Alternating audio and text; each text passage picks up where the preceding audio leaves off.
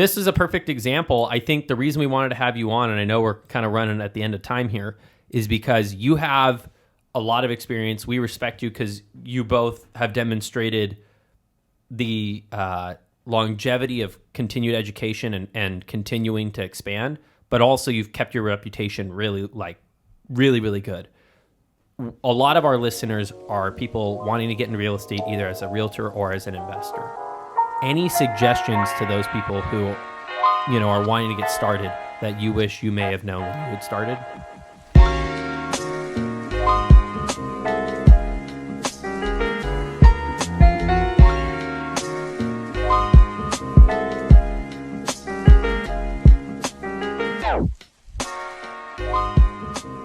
All right, welcome back to the Pursuit of Property podcast. Today, Cade and I are here with a special guest. We're doing a follow-up episode to podcast number 97 about a deal review we did. We have with us today Scott Meadows. He's the broker over at Venture Realty Group and also the owner of Venture Property Management. Scott, how are you? I'm good. How are you guys doing? We're doing good. I'm excited because we finally get to bring this thing full circle after way back, like you were saying, back in episode 97. So I think we're really excited just to jump in and see how this deal was truly a win-win. We talk about win-wins all the time, and being able for both parties here, actually all three parties, the seller, us, and then also you, Scott, have a triple wins across the board. It's just a good feeling to have this come full circle. Absolutely, yes. It feels so weird saying Scott, not like somebody saying it to me. There were 3 Scotts in this transaction. There were, yes. So we've got some fun stories on this one. Before we jump into kind of this specific deal, can you give us a little context? You've been in the business a lot longer than us. You obviously have a breadth of knowledge. You have your broker's license. You're in property management. How did you even get into the industry? I think you guys were in junior high when I got my license, but I believe it. Yeah, so 2004, we bought our first rental property, my wife and I. And in 2005, I was looking at the numbers and talking to the neighbors around the property that we had bought and realized that if they were buying that property now on a 30-year mortgage, it would be $3,000 a month.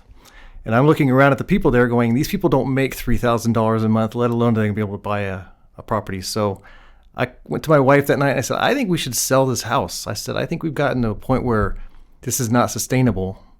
And so she agreed. We wound up getting the tenants out a little bit early before their lease. We came to an agreement, let them out, got the property on the market.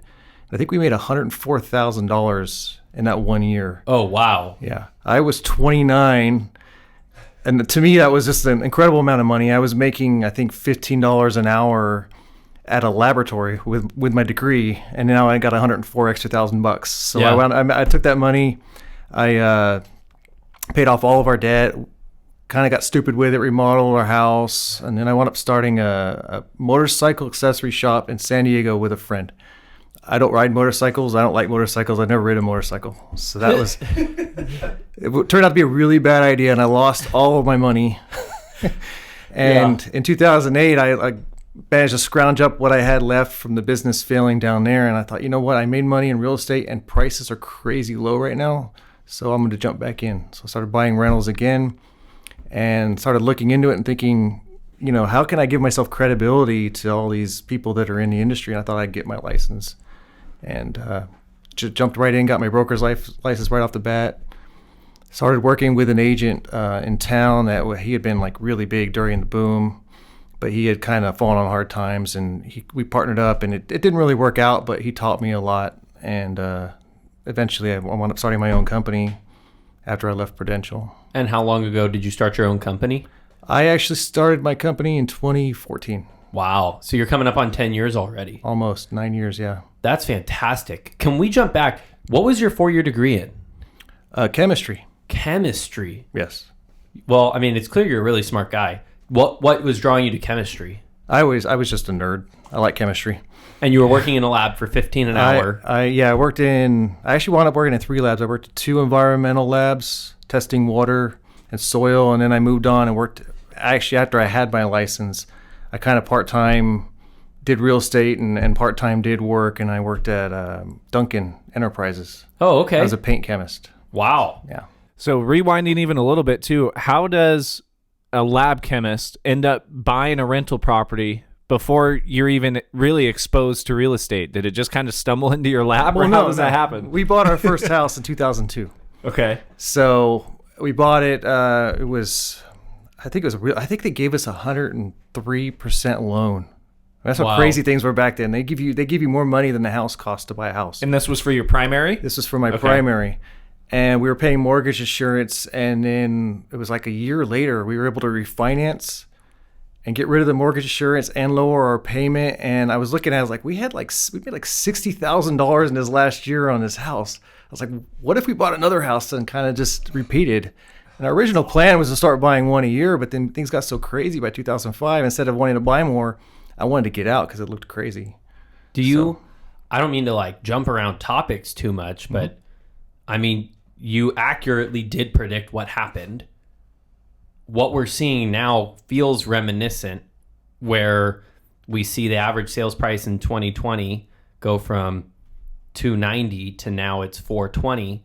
Do you see history repeating itself, or do you see circumstances different because of the lending situation? I'll tell you what, by the beginning of 2022, it felt the same, but it's not the same.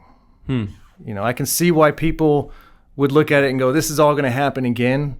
But it's if you look behind the scenes, it's all different. All the causes of everything, it's completely different. Interesting. I thought I would just get your opinion, because that's surprising to me that you weren't in real estate. You were obviously academically educated. You're a smart guy. You saw some temporary massive gains and you said, you know what, let's not gamble here. Let's take our winnings and move on. And then you were smart enough, even after you had that venture fall through with the motorcycles, to then get back into real estate at not even arguably, the best time to be getting into purchasing real estate. Yeah. Well, and that's what I was going to say. Like, one of the biggest lessons too, I don't know who we had on recently, but like when everyone's going left, you go right. And when shit's hitting the fan in 2008 and all the fear, everything bad going on, everybody's going left, Scott goes right and gets his feet wet again and starts investing in real estate. I think that's freaking awesome. Yeah. Well, I've always been pretty level-headed, and I didn't bring up that I actually have a master's in business, so I did have the background to be able to see some of that stuff. Gotcha. But to me, it seemed obvious to me, but there was a lot of people smarter than me that were saying, no, this isn't going to go this way. This has just been we've reached a new level of real estate that matches kind of what you're seeing in Europe, and we just got there later. And there was a lot of compelling arguments I was hearing, but I just kept thinking, like, this is all based on these really crazy loans. Just come get a loan at 1% interest rates, is negative amortizing, and then it'll be fine. The house will be worth $100,000 more next year, and you can refinance out. And I'm thinking, like, how long can that go on? Yeah. It just seemed like gambling to me. And apparently only about 4 or 5 years. Yeah. This was in 2005, so like less than a year. Less than a year at that point. Yeah. But they've been going on since like 2001. Yeah. Jeez. Crazy. Well, let's fast forward. You've done a lot of different things. But in regards to the deal we're talking about today, you and I have crossed paths a few times at meetups and things like that. But out of the blue, one day you had approached me at a meetup and you were like, hey, I'm looking for wholesalers. I'm looking to buy some property. What was going through your head before you had walked up to me? Like, kind of, what were you hoping to do? Well, I was letting everybody know that I'm looking to buy wholesale deals. Gotcha. The market slowed down in 2022 for us, for real estate agents. And I had some extra time. I focused a lot of time on my property management business, got that really streamlined and cleaned up. And I was thinking, I don't see why I wouldn't flip homes now. I think it was like I always waited for the right opportunity for there to be less demand on homes, and we had that in 2022. So I wanted to jump back in and see if I could get some wholesale deals. And luckily, I talked to you that day because I'd had some people sending me stuff, but most of it was no good. Well, that's usually how most wholesalers operate. Yeah. Wholesale deals are often very, very thin for the flipper. And that's part of why we wanted to have you on, was because it really turned out to be where everybody won. There was no, pulling the covers over somebody's eyes. Yeah. I told Cade this on the podcast on episode 97. Dude, I didn't even want to go to that meetup. I only went because I was like, I need to go because I know that it's important for me to talk to people. And so like after you and I had talked, I called Cade and I was like, dude, you won't believe this. Like, I got a couple of people who want to go look at this terrace deal. And I know that we're thinking about flipping it, but like if this goes off market, like this could be an easy turnaround for us. And sure enough, after a little bit of time, you know, you went out to the house, and I'd love to hear kind of what your thoughts were when you first went out there. And then, you know, we ultimately obviously ended up working together. Yeah. I went out there, and I've just been a real estate agent for a long time. So like, I think I get a pretty good feel of houses when I walk in there. And my thought walking through it was, I can see why somebody wouldn't want to flip this house. Right. Yeah. Yeah. There was a spiral staircase going to the upstairs, and you know, getting furniture up there is going to be difficult. Not impossible, but difficult. And the person that lived there apparently had been disabled, and they had a toilet and shower and all kinds of crazy stuff going on. The toilet in the shower was a in look. the shower, yes. Yeah. And the shower was half of a fairly good sized bathroom, Yeah. which is just weird. But I looked at it and I thought, you know, I can make this work. I think we had really talked about, I think you're talking about 200,000 is what you kind of were thinking about putting it on market at. And I looked at it and go, I think I can do 185 because I think I could probably, worst case scenario, get 250 for this house, but probably more like 275. So, and I think it's going to cost me about $50,000 to do. So those numbers made sense. I think I threw 185 at you, and you guys were like, yeah, that's about what we were hoping for. So, Well, I think for us, because when we had told you that 200 number, that was us factoring in paying agent fees, closing costs, things like that. Yeah. And, you know, at this point we had already purchased the home, we owned it. So we had already paid a section of the closing costs. But when you had reached back out about that 185, we had a discussion, and it was mostly about like, what's our net? If you're buying this from us and we feel good that you're a reputable guy, we hadn't done any deals with you directly, but we've seen you around long enough to know that you have a good reputation. We were looking at it as like, okay, we're off by $5,000 or something like that for what we'd net. And we were like, you know what? If this makes Scott money, it builds a relationship there. He makes money. So then he's a new buyer that works with us. Like, I think that was our thought process. And, you know, at the end of the day, too, the value of like what you're talking about, this spiral staircase, being on an exterior to a fully detached room. There were a few things where we were like, hey, we could make potentially a lot more. But on the safe end, this is a pretty solid deal, you know? yeah. Well, and I want to go back to, because, I mean, you said it, right, with kind of these intricacies that were going on with the house. A lot of people may shy away from wanting to take that risk and do that flip. So when you're going through it and looking at it, what obviously made you think something different, that was a project that you wanted to come in and fix up and flip? Well, I thought I could make it work. I've sold a lot of houses, so to me, it's like I went in there and I looked at it and thought, I think I can get a buyer for this. It's in the right price range. It's going to be the right, you know, number of bedrooms and bathrooms. It's going to be a little bit of a weird setup, but I think I can get somebody to buy this, and it worked out. And actually, from what I understand, the buyer is he loves the house. He thinks it's fantastic. That's awesome. That's a That's fourth the win. fourth win Yeah. right there. Okay, and let's talk about kind of this initial process where we were discerning working together. You had reached out. Typically, the way that we operate is that there's no real inspections or anything like that. It's an as-is deal. You being a broker, us being realtors, the previous seller being a realtor, all of us kind of knew how the regular traditional sales route looks.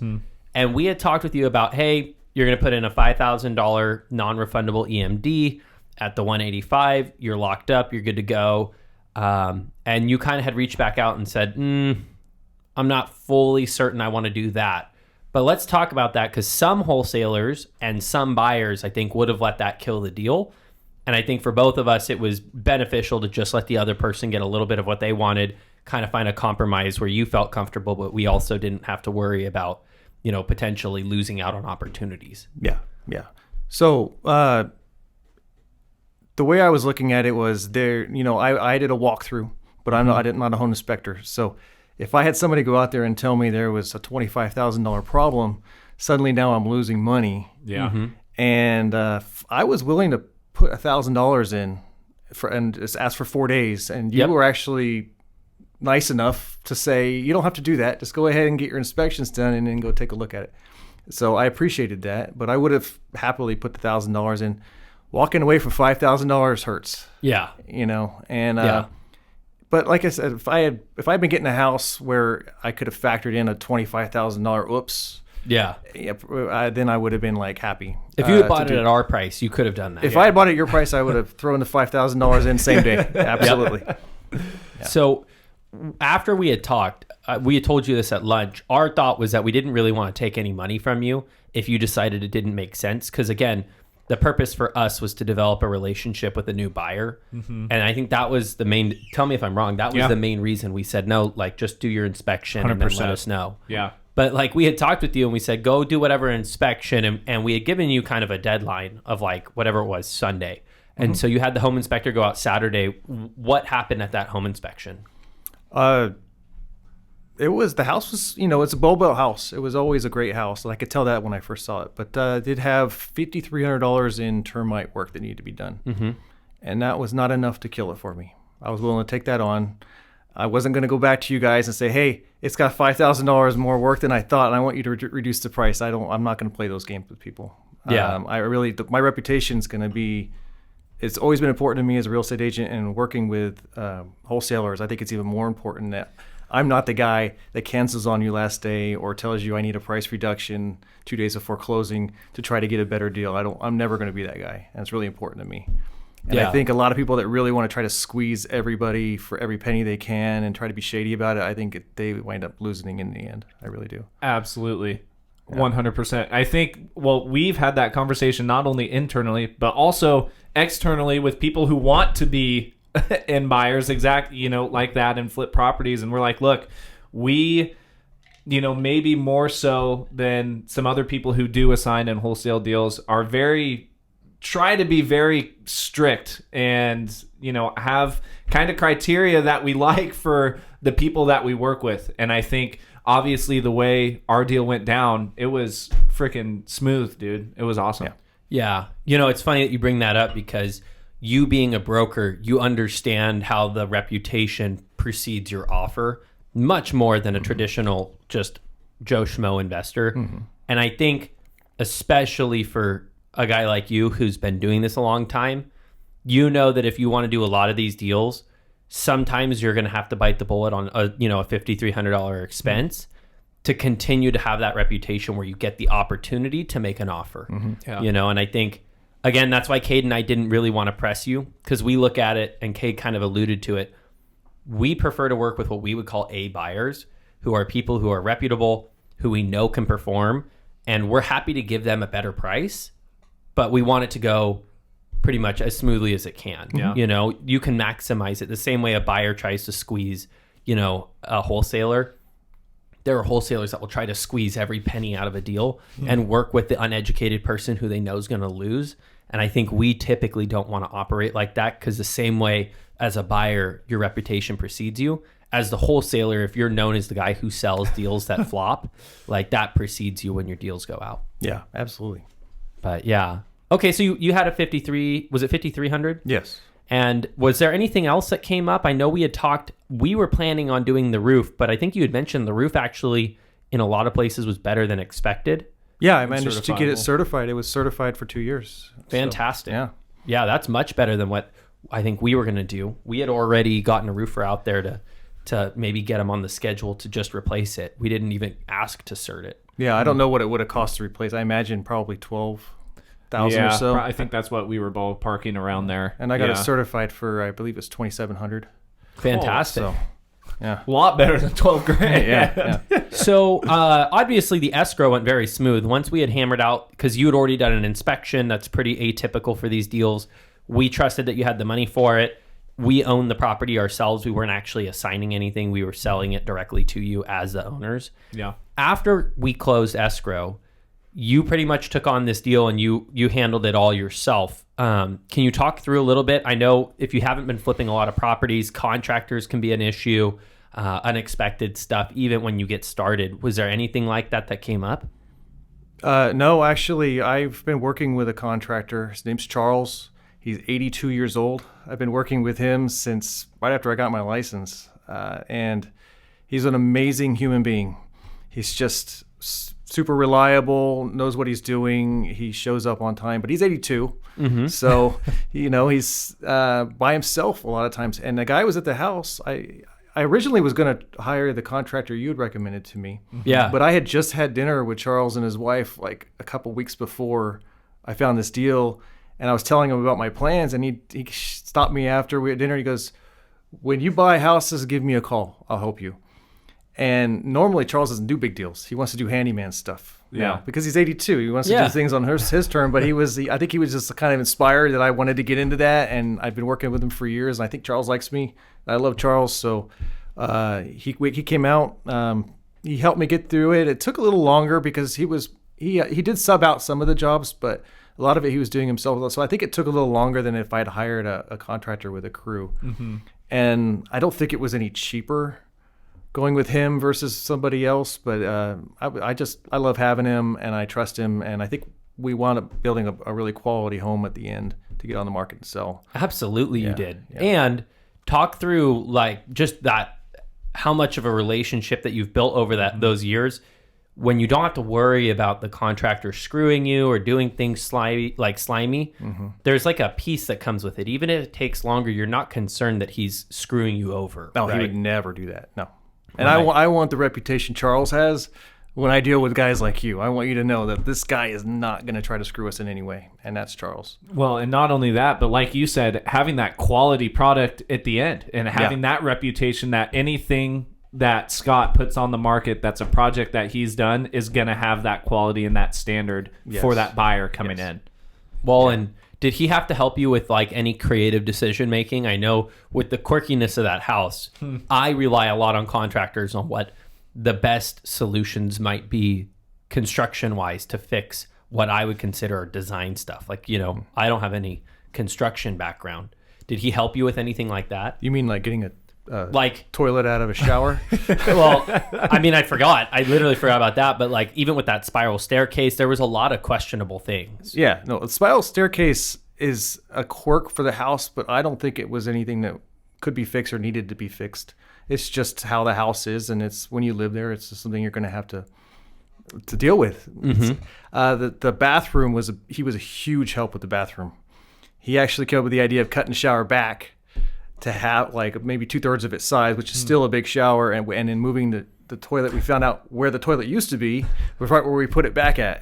So the subfloor was already all ready to go through and put the toilet right back there. There was a weird divider between the sink and the shower. My wife, who's a certified interior designer, actually came in and says, "I think you should take that, turn them into shelves on the wall." And so we did that. I mean, it took a lot of really moving stuff around in the bathroom, but it was way cheaper than completely gutting it and rebuilding a whole new bathroom. Probably a quarter the cost. Absolutely. Yeah. I think a whole new bathroom in there would have been like $10,000 because it was big and it really needed a lot changed. Yeah. So that's super cool. And your wife being an interior designer, was she looking over the project before you bought it and giving you kind of ideas or not really? No. See, my wife is the opposite. My wife, when we go into escrow, she'll want to like take a look at it and be like, this is what I would do. And this is what I would do. But she's not a designer. She just enjoys kind of giving ideas. I told her when I bought it, I don't want you to see this house till we're done.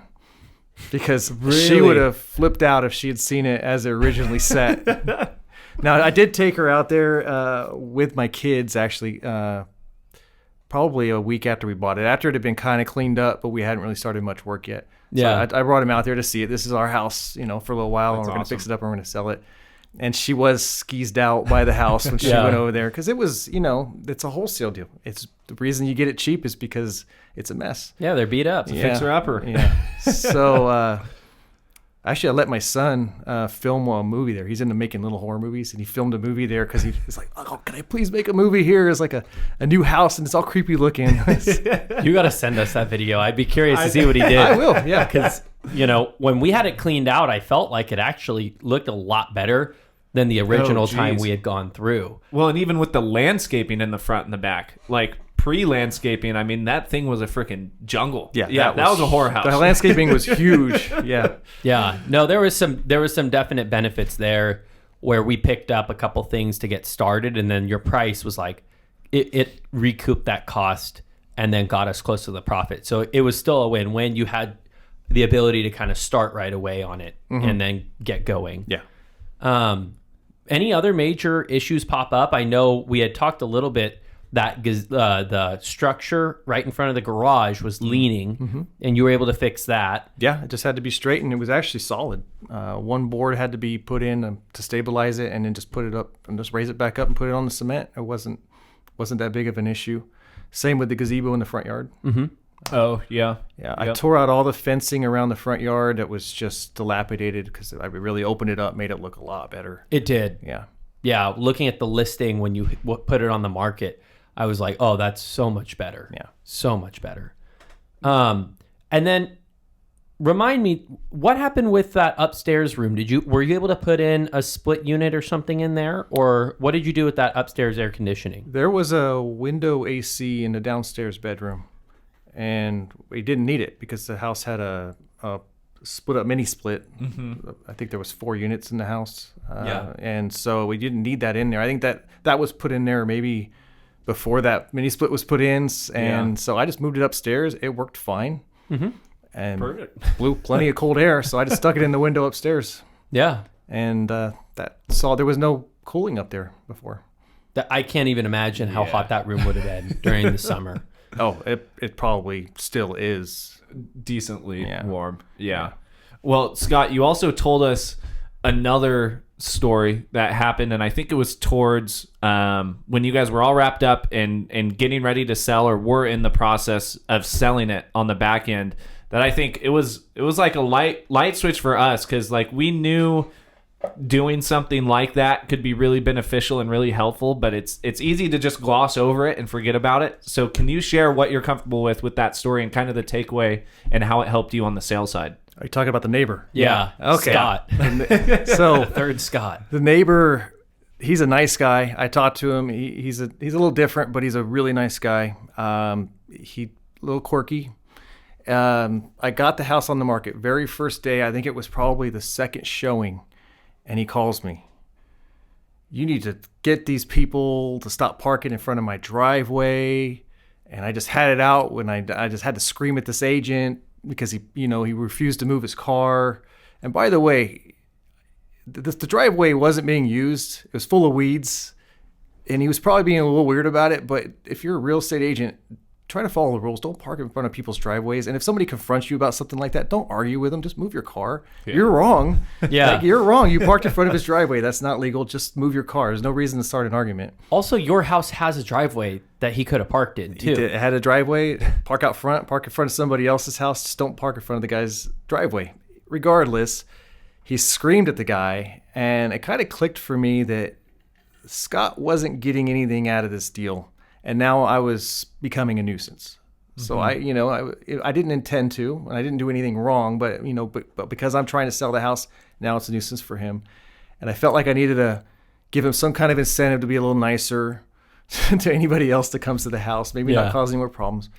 So I was actually headed out of town, and this was all done in a rush. I was like, what do I do? Ran over to Walgreens, which is right on the other side of Blackstone, bought a $100 Visa gift card. I went and knocked on his door. He came out. I said, hey, man, I just wanted to give you a gift to thank you for keeping an eye on the property, which he was. He would let me know if he saw anybody sketchy around or anything like that. And I said, I just want to thank you for keeping an eye on it. And I apologize for anybody that parked in front of your driveway, and I want to do something about that. I have open houses scheduled for Saturday and Sunday. I'm going to have the 2 agents, because I'm going to be out of town. I'm going to have the 2 agents that are doing those open houses bring cones with them and put them out in front of your driveway so nobody can park there during the open house. And he seemed to light up. He said, that would be fantastic. I really appreciate you doing that. And I didn't have any more issues from him for the rest of the transaction. See, and that's just so genius, because that's taking somebody who could easily blow up a lot of buyers' opinion of the home. And I think by doing that, you not only kind of apologized for whatever had been transpired with that agent, you also showed him like, hey, not only am I grateful, I'm also going to go out of my way for future stuff. And my guess is that if people asked him, he would actually probably talk you up even more at that point. You've kind of reversed it. Instead of him being frustrated, he'd probably be more, like, oh, that Scott guy was great. This house is perfect. This thing was built great, something like that. I think so too. Yeah. So did you have any interactions with him after? Oh yeah, a few. Yeah. Mostly just saying hi and petting his dog, and he was nice. Yeah. He was always home. I noticed. He's always home. Didn't have a car as far as I could tell. Wasn't using his driveway anyway, but he's right. People shouldn't be parking in front of people's driveways. Yeah. You're not allowed to do that. Well, how did those open houses go? I mean, from what I could see, the activity was pretty crazy online. Yeah. As far as I could tell, the two agents both had somewhere between 25 and 30 groups of people come through. Jeez. Wow. Yeah. That's a freaking killer open house right there. Yes. You had it priced right. What did you had listed at? $284,900, I believe. So you had originally thought $250,000. Where did you get the $284,900? Well, $250,000 was kind of my if safe things go wrong and I can't sell this house, this is probably what I'll be able to put on the market and it'll sell no matter what price. That was $250,000. So $275,000 was originally where I thought I'll fix it up, it'll get there. And actually, when I was getting close to being done, I was like, this house is so nice. I'm gonna list it for a little bit more. And it wasn't like I put more money into the deal than I meant to, so I need to make it back thing. I know better than that. I thought it looked like really nice, so I thought I could get more, and I listed it, and I wound up selling it for $297,000. Wow. Yeah. Hair over 12,000 more than the asking price. Yeah. Freaking awesome. On our end, when we had ran the numbers, we had an optimistic best case scenario of $299,000. So that's kind of, encouraging to hear that was really the best case scenario. Was when you do the project well, you set it up right, quality product. That was about the max that we could get. Yeah. At that point, you got the $297,000. Did you have multiple offers, or was it like, what did that look like for you? Because I know sometimes in this market, buyers are hesitant to pull the trigger, but that there's other buyers, like clearly the person that bought your home, they come out really strong to begin with. Yeah. So I had my first offer was $299,000, but it was a really low down payment loan, and I wasn't sure how the appraisal was going to go. I was maybe concerned that the upstairs could not be considered livable space, even though as far as I understood it, it should be. Mm-hmm. And it was, fortunately, but I was worried an appraiser would disagree with that. And so you never know. A lot of times it just depends on the appraiser you get and how they feel that day. That's right. Yeah. So the wild card. Yeah. So fortunately, he saw it the same way I saw it, that is livable space and usable, and it is part of the square footage, and it was included, and the appraisal came in, no problems, at $297,000. Wow. Yeah. That's fantastic. And it turned out, you found out in escrow who the buyer was? Yeah. He's one of my wife's coworker friends. It was like her roommate's brother or something like that, and something crazy. I found out the night that we went into escrow. I just accepted his offer, and then my wife gets a text, and she's like, "Is the guy's last name blah blah blah that's buying the house?" and I went and I looked it up, and I said, "Absolutely, that's him." And she goes, "It's Jessica's something or other," and I was like, "That's crazy! Like, how did they know that to contact us? Yeah, how did they possibly know this was our house?" And I think that Jessica just figured out based on the pictures that my wife had shared and the description of the house. And he was stoked about the spiral staircase, apparently. Hey, it was a cool quirk. It is cool. Like, it's unique. That's not in every house. Yeah, 100%. But I was surprised with the number of showings I had and the activity in the open house that I only had 3 offers. Well, but you explained that you're seeing that on a lot of stuff. A lot of buyers just are afraid to pull the trigger on anything right now. And it was a 3-bedroom, 2-bath with a little quirky layout, and you were asking a pretty good price for it.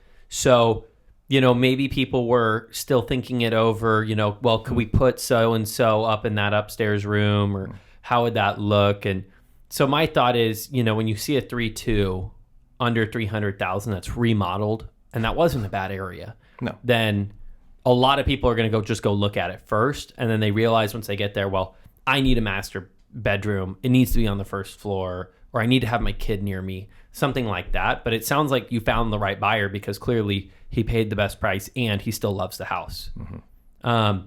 How did escrow go? Was there any major hiccups, requests for repair issues, things like that? Oh yeah, there was one hiccup, although I didn't have a problem with it.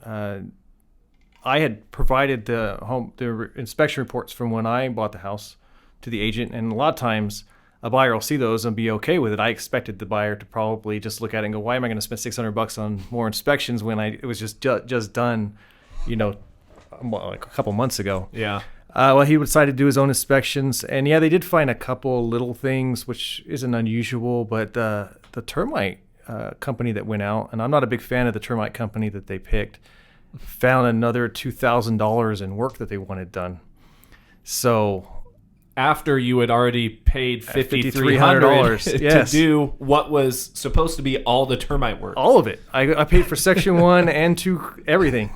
So I called the company back up. They were nice. They came back out, and the guy walked their report with mine. And there was a couple things. He goes, "I think these are long dead termites, but we'll go ahead and we'll treat for that anyway." And it wound up, they charged me $200.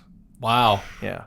And there were drywood termites on the porch, so they didn't have to tent the house because it was technically a detached structure, which is fine. They just treated them there. Wow. But, yeah, that was a big win, and I'm a big fan of theirs now.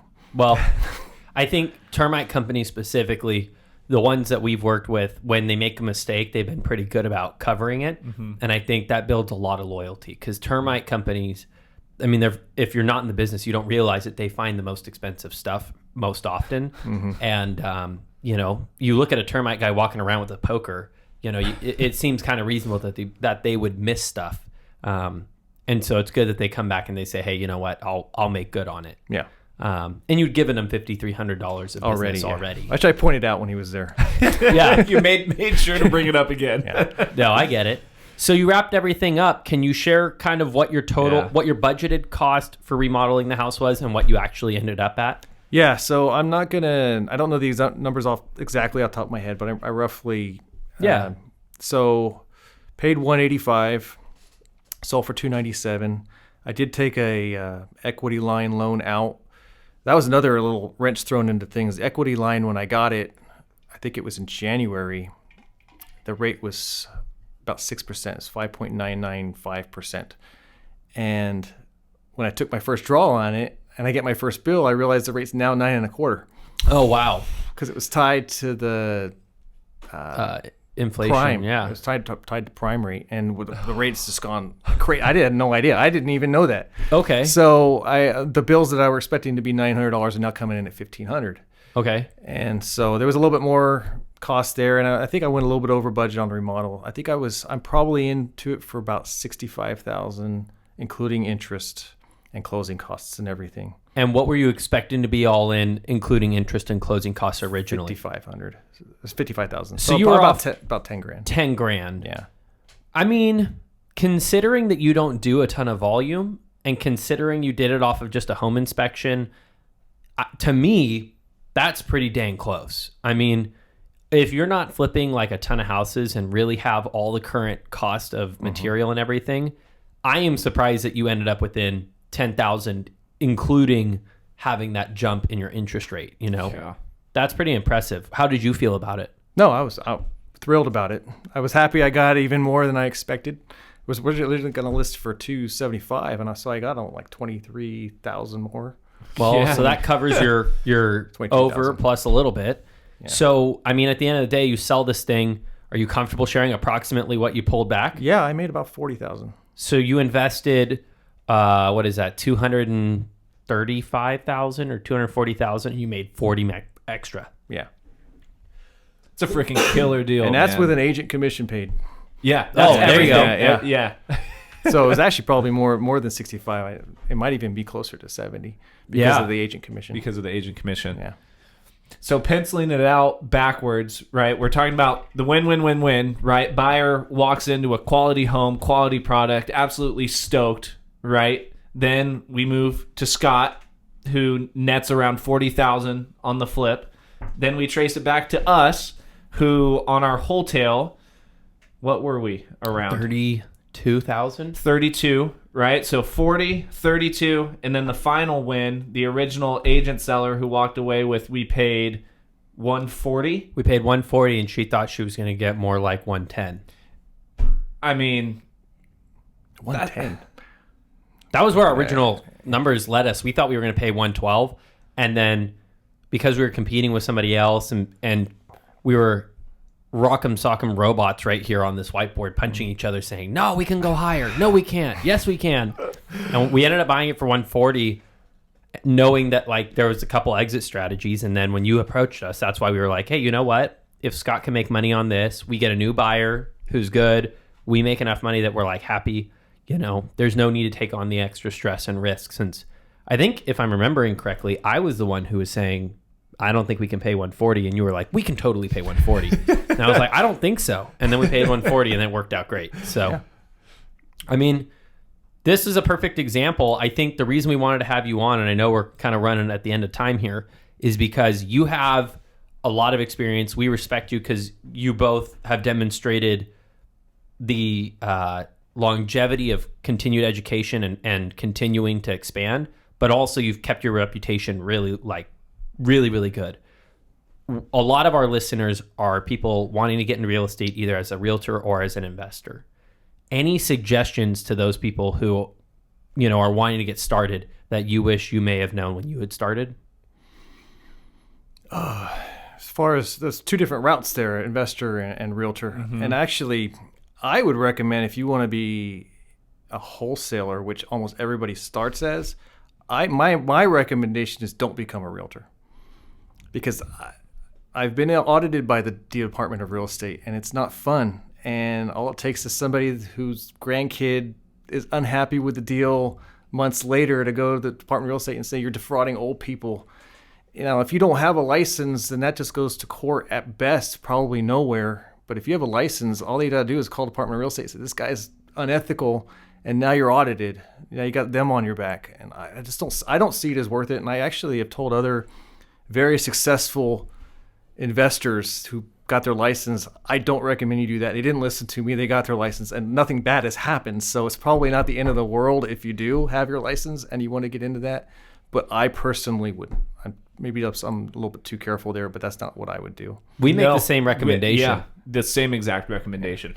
In fact, we've talked about actively stopping our license potentially because the liability that comes with it to the reward of the number of sales we're doing is pretty comparable. And so we've kind of gone back and forth on, you know, is it worth keeping that liability, or would you rather be able to tell like a seller, hey, I'm not a realtor, I'm just an investor? Yeah. Well, cool. And to piggyback off that, like Scott was saying, we do have, obviously, a lot of our base listeners and people who watch are kind of those people wanting to get in or very, very new in the industry. But I know also we have a ton of wholesalers and investors who do have some deals under their belt, who do have, you know, deals that they are actively trying to dispo. What's your buy box for people who have deals who may be looking to assign and are looking for a great solid buyer? I'll look at anything within a 20-minute drive of Fresno that's up to probably $350. Okay. Boom. Okay. And single family only? No, not necessarily. You'll look at commercial? Well, not commercial. I don't know enough about commercial to be comfortable there, but anything residential. Okay. Including multifamily. I'll look at it, and I'll probably say I'll buy it, but I'll look at anything that and underwrite it that I can make the numbers work. I'll move on it. And then you gave me your business card before the podcast, but what's the best way for listeners, because we do have people who send out deals, what's the best way for them to send you a deal? Just text me at 559-916-5932. Perfect. And your company name again so they can Google it? Venture Realty Group. Perfect. Boom. Scott, thank you for coming on, man. Yeah, it was a pleasure. Thank you, guys. This was a super cool deal. We were super happy to see you get through and have lunch with you after, and we're looking forward to doing more deals. Yeah, me too. Let's do it. Yeah. All right, guys. We will see you guys next week for episode 108.